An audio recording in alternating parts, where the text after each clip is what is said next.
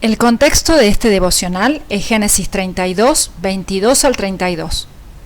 Pero esa misma noche se levantó, tomó a sus 2 mujeres, sus 2 siervas y sus 11 hijos, y cruzó el vado de Jaboc. Los tomó y los hizo cruzar el arroyo con todas sus posesiones, de modo que Jacob se quedó solo. Génesis 32, 22 al 24. Jacob había orado al Señor invocando su protección. No obstante, seguía sin tranquilidad, sin paz y lleno de ansiedad. ¿Qué hizo entonces?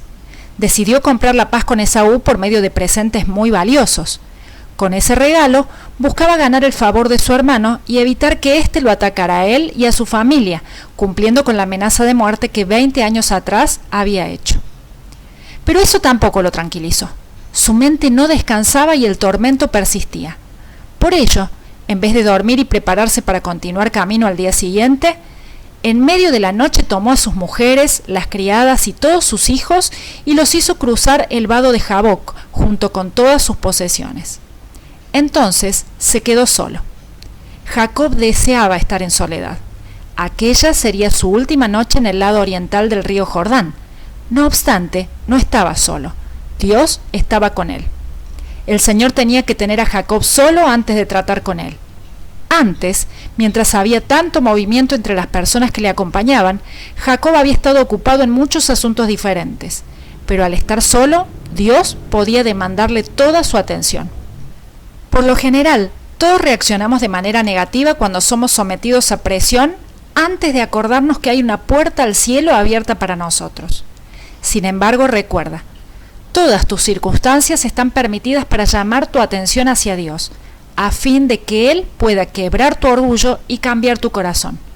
Por ese motivo, mientras más crezcas y madures en tu relación con el Señor, menos te dejarás arrastrar por esas primeras reacciones negativas y más pronto buscarás a Dios en todas tus circunstancias. La tierra donde se encontraba Jacob estaba deshabitada. En su soledad, él se hallaba lleno de dudas y temores. Quizás en aquel momento sus errores del pasado golpeaban su mente una y otra vez. Había tratado mal a su hermano Esaú, había engañado a su padre, había desconfiado de la promesa que Dios había hecho de que la bendición de la primogenitura sería suya y se había apresurado a obtenerla por sus propios medios. Y ahora se preguntaba qué sucedería cuando él y su hermano finalmente estuvieran cara a cara. Esta, sin dudas, era una noche difícil para Jacob. Lo que él no sabía era que estaba a punto de vivir una de las experiencias más grandes y maravillosas de su vida. Veamos cómo continúa la historia. De modo que Jacob se quedó solo, y un hombre luchó con él hasta la salida del sol. Pero cuando ese hombre vio que no podía vencerlo, lo golpeó en la coyuntura de su muslo, y en la lucha el muslo de Jacob se descoyuntó. Génesis 32, 24 y 25. Cuando Jacob se quedó solo, tuvo un encuentro especial, un varón misterioso que comenzó a luchar con él. Muchas veces cuando se relata esta historia se habla de Jacob el luchador, y ciertamente lo era. No obstante, en esta oportunidad no fue Jacob quien inició la lucha, sino aquel varón. En realidad, lo más probable es que en aquellos momentos Jacob no deseara luchar con nadie. Acababa de dejar atrás a su tío Labán, quien nunca había mostrado buenas intenciones, y ahora frente a él se acercaba su hermano Esaú. Verdaderamente, Jacob no estaba en condiciones de competir con nadie. Estaba acorralado y lo que menos necesitaba o deseaba era enfrentarse con un tercer adversario. Seguramente aquella noche, lejos de querer enredarse en un combate, Jacob habría deseado quedarse completamente solo.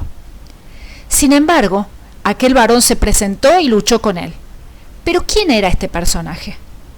Indudablemente, este no era un hombre normal.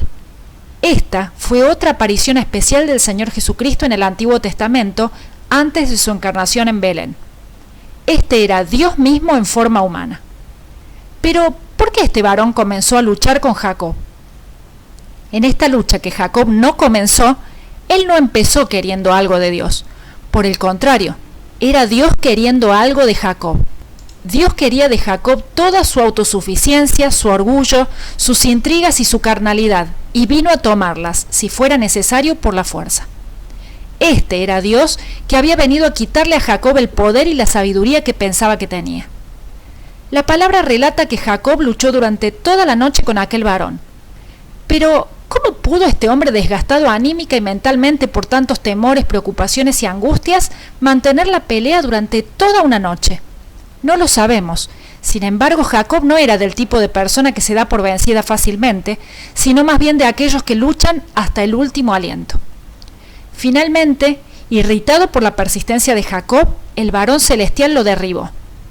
Esta pelea era todo un símbolo de la vida de Jacob, quien siempre había luchado apoyándose en su propia astucia y en sus propias fuerzas para obtener aquello que Dios de todos modos le habría proporcionado. Tal vez te sorprenda la resistencia de Jacob en no dejarse vencer por aquel varón. No obstante, su audacia no es más grande que la determinación que con frecuencia tenemos nosotros por ganarle a Dios y hacer nuestra propia voluntad en vez de hacer la suya. La palabra de Dios nos advierte claramente en cuanto a la dureza de nuestro corazón. Si alguno de ustedes, al oír las palabras de este juramento, se cree bueno y piensa, todo me saldrá bien aunque yo persista en hacer lo que me plazca, provocará la ruina tanto en la tierra regada como en la seca. El Señor no querrá perdonarlo, sino que su ira y su celo arderán contra ese hombre. Todas las maldiciones escritas en este libro caerán sobre él, y el Señor hará que desaparezca hasta el último de sus descendientes. Deuteronomio 29, 19 y 20. Piénsalo. ¿Cuántas veces el Señor te ha señalado tu pecado y te ha llamado a arrepentirte y cambiar? ¿Cuánto tiempo has estado resistiendo a Dios? Ahora mismo es momento de oír su voz. Aquella noche, Jacob aprendió que no se consigue nada de Dios luchando y resistiendo, sino más bien cediendo, rindiéndose y aferrándose a Él. ¿Serás tú capaz de aprender la misma lección?